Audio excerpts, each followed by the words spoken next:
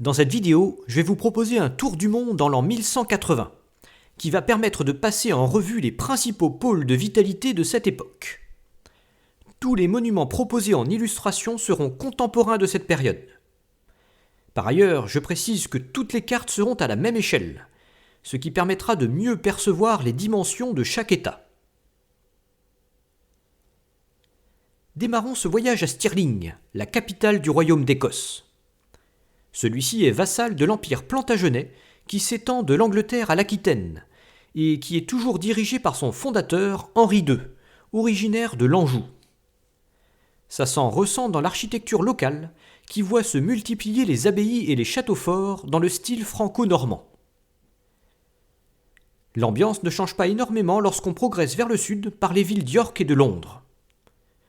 On retrouve aussi la même culture lorsqu'on traverse la Manche pour poser le pied sur les terres du capétien Philippe Auguste, qui vient de succéder à Louis VII. Cette région voit l'essor d'un style complètement nouveau, l'art gothique, qui se manifeste notamment dans l'agrandissement des cathédrales. L'art roman continue également de fleurir un peu partout. C'est aussi l'âge d'or des abbayes. On est vraiment au cœur du renouveau médiéval. Juste avant de gagner la ville de Lyon, on pénètre dans un nouveau territoire, celui du Saint-Empire romain germanique dirigé par le puissant Frédéric Barberousse. Celui-ci doit faire feu de tous côtés. Au nord, il est confronté à la puissance grandissante du Danemark, menée par le roi Valdemar. Au sud, il doit faire face aux velléités d'autonomie des villes italiennes. C'est notamment le cas de la ville de Pise, qui est l'une des plus grandes puissances maritimes de la Méditerranée. On est en train d'y construire un magnifique campanile, mais qui commence déjà à basculer sur le côté. On sent aussi tout un potentiel dans les villes de Gênes, de Florence et de Venise, mais qui ne se manifestera pleinement qu'au siècle suivant. Il faut dire que les communes italiennes viennent tout juste d'arracher leur autonomie vis-à-vis de l'empereur après une guerre dévastatrice. Poursuivons notre route vers la Terre Sainte. Ça amène à traverser la Croatie, dirigée par le roi de Hongrie Béla III, jusqu'à la ville de Belgrade, qui marque le passage du monde catholique au monde orthodoxe. C'est le moment de superposer l'itinéraire avec la carte des États actuels pour bien resituer les choses. À Belgrade, on pénètre déjà dans l'Empire byzantin. On arrive juste à temps, parce que l'empereur Manuel Comnène s'apprête à mourir dans les jours qui viennent, ce qui va entraîner une sécession générale des provinces serbes et bulgares. Manuel Comnène apparaîtra comme le dernier grand empereur byzantin, en raison du coup de grâce que va bientôt lui porter la 4e croisade. Pour l'instant, ce sont les Turcs musulmans qui restent les principaux adversaires des Byzantins. Le sultanat de Roum vient de remporter une grande victoire contre Manuel Comnène et s'impose plus que jamais comme l'embryon de la future Turquie. On va laisser le Proche-Orient pour le voyage du retour et poursuivre plutôt en direction de la Géorgie, qui traverse alors un âge d'or sous son roi Georges III. Le royaume s'étend alors jusque sur le pays arménien plus au sud, et il se couvre d'églises et de monastères. C'est la dernière terre chrétienne qu'on va traverser, et c'est le moment de faire une nouvelle superposition avec les États modernes. Pour continuer vers l'est, il va falloir traverser un autre État musulman gouverné par les Turcs, le sultanat seldjoukide. Celui-ci n'a déjà plus l'éclat du siècle précédent. Il a été miné par les divisions, affaibli du côté ouest par les croisés, amputé du côté est par un autre sultanat turc, celui des Gourides, et enfin menacé plus au nord par des populations mongoles, les Karakhitai. Il est grand temps de passer dans la région, parce que les Khwarezmiens du sud de la mer d'Aral viennent de rejeter la suzeraineté Kitaï, ce qui va plonger tout le secteur dans une guerre très longue. On est en plein sur la route de la soie et ça s'en ressent. On retrouve une grande prospérité dans les villes d'Asie centrale, notamment à Boukhara.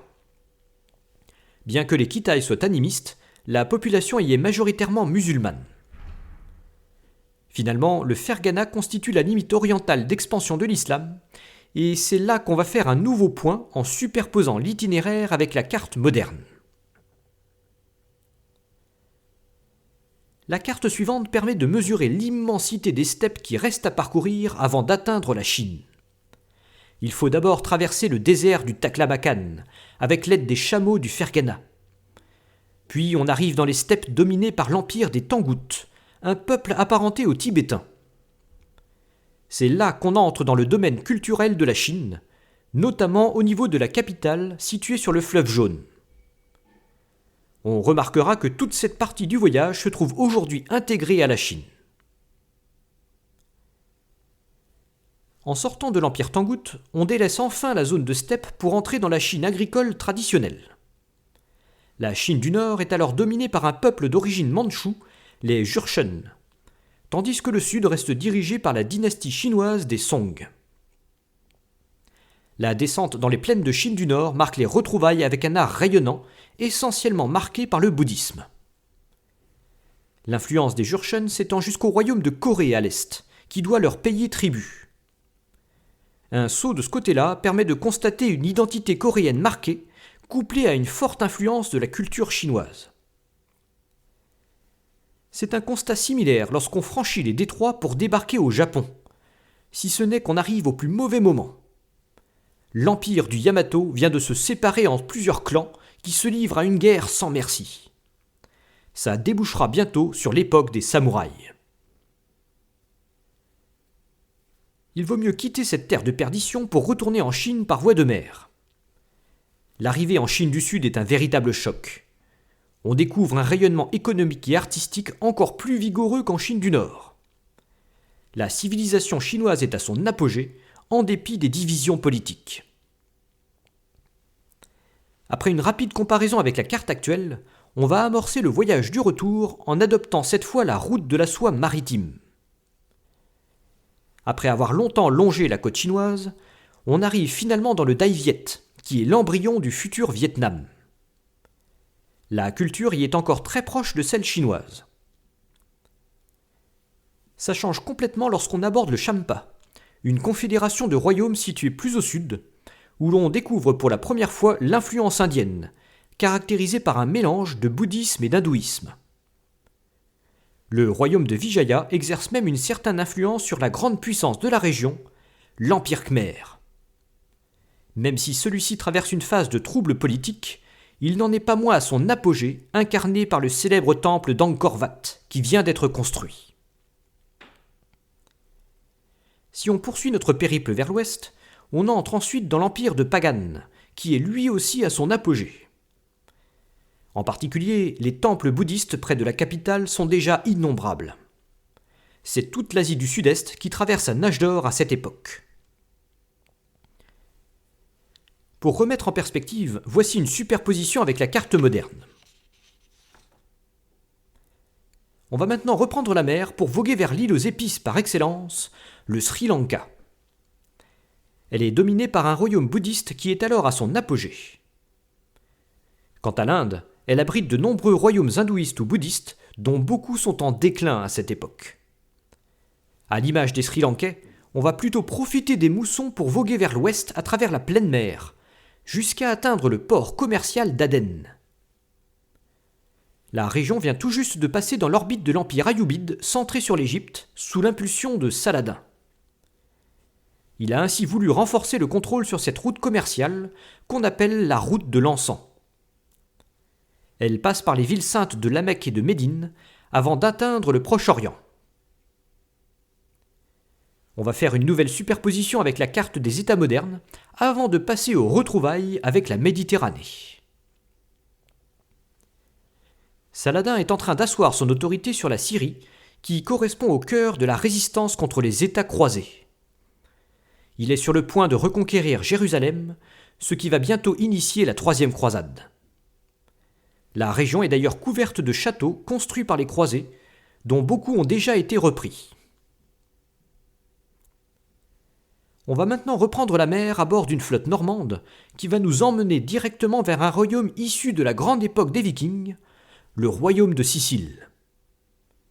Ce retour dans le monde catholique laisse présager de la fin proche de notre voyage, qu'on va aborder juste après cette carte récapitulative. La capitale Palerme est alors rayonnante sous la domination des Normands. Le royaume conserve des traces de sa récente expansion jusqu'en Ifriqiya. Il a fini par s'en retirer sous la pression de l'empire berbère des Almohades, dont la capitale se trouve à Marrakech.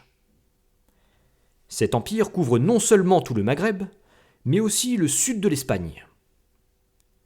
Il est en train de se couvrir de nouvelles mosquées particulièrement majestueuses, notamment celle de Marrakech, mais aussi celle de Séville, dont le minaret deviendra la Giralda.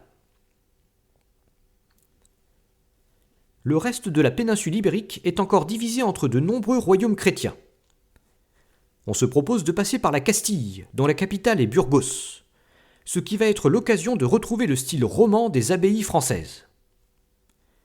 On entre ensuite en Navarre, avant de passer les cols pyrénéens pour reposer le pied en France. La région est dominée par le comté de Toulouse, dirigé par Raymond V, qui est indépendant de facto vis-à-vis des Capétiens. Il est alors en rivalité avec les comtés catalans, vassaux du roi d'Aragon. C'est l'époque des châteaux cathares qui servent de forteresse dans cette zone troublée. Finalement, il ne nous reste plus qu'à remonter sur Lyon où nous faisons la jonction avec l'itinéraire de départ. La boucle est bouclée. Après une dernière superposition avec la carte des États modernes, il ne nous reste plus qu'à faire un petit bilan sur l'ensemble du parcours. On s'est arrangé pour traverser toutes les régions les plus prospères à cette époque, ce qui nous a fait découvrir les grands ensembles religieux et culturels de la fin du XIIe siècle. On n'est pas passé en Afrique subsaharienne ni en Amérique, qui sont alors sur des phases de transition.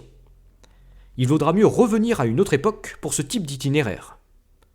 Ça pourra faire l'objet de futures vidéos qui permettront de découvrir le monde siècle après siècle.